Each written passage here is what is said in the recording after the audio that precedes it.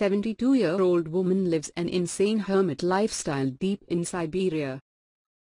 The rule says everyone should love thy neighbor, but that isn't always easy. Truth be told, sometimes your neighbors simply drive you up the wall. Still, having neighbors beats living in the middle of nowhere, right? For one Siberian woman named Agafia Lykov, who has lived alone in the wilderness since the 1940s, the solitude is just fine. Although, even deep in the woods and 160 miles from the nearest city, Agafia has her own set of daily problems to deal with. Check out her incredible story below. You won't believe how this woman has lived for decades. It's really remarkable. Far into the wilderness of East Russia, the region of Siberia stretches on for 5.1 million square miles. Known for unbearably frigid winters that frequently see temperatures around -13 degrees Fahrenheit, the territory is covered with snow, ice, and pine trees. Peppered throughout the massive landscape, Siberia's little cities are connected by the Trans-Siberian Railroad. Any that happen to fall a long distance from the railroad stops are practically inaccessible. Yet, despite every challenge Siberia presents, one woman has lived there all alone for decades. Isolated from the world, Agafia Lykov survives as a hermit in the Sian Mountains and she's over 70 years old. How does she do it? Like most homes without access to the Siberian Railway, Agafia's is difficult to reach. It's a whopping 160 miles from the nearest town and, even in summer, is only accessible by a 7-day canoe trip. In the winter, your only options are a helicopter ride or an inadvisable snowmobile trek. With no electricity and zero access to running water, Agafia spends every day of her life doing tough, manual labor.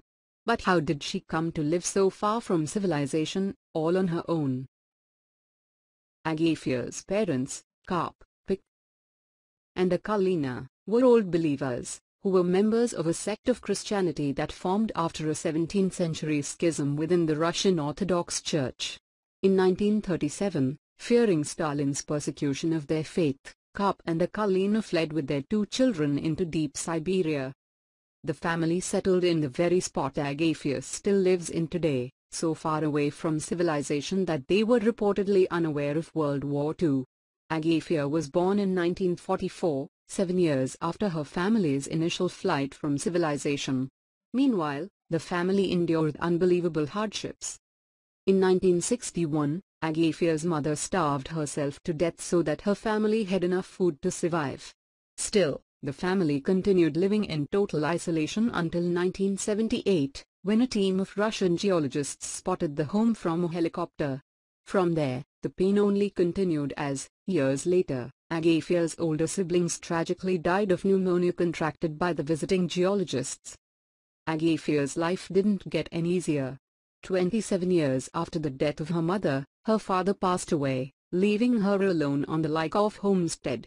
For 9 years, she once again lived in total isolation. That is until a Russian geologist, Geographic, moved into a cabin just down the hill from her. Agafia still follows the old believer religion, upholding the tradition that sent her family into the wilderness over 70 years ago. She owns an incredible, 300-year-old Bible, and Christian artworks decorate the walls of her home. But besides religion, what else makes up Agafia's daily life? Dangerous animals prowl all over Siberia. Bears, wolves, you name it, if it's got sharp teeth and growls, it lives side by side with Agafia. To defend herself, she wields a rifle, of course. When she hears bears nearing the encampment, she fires off a few blanks to scare them away.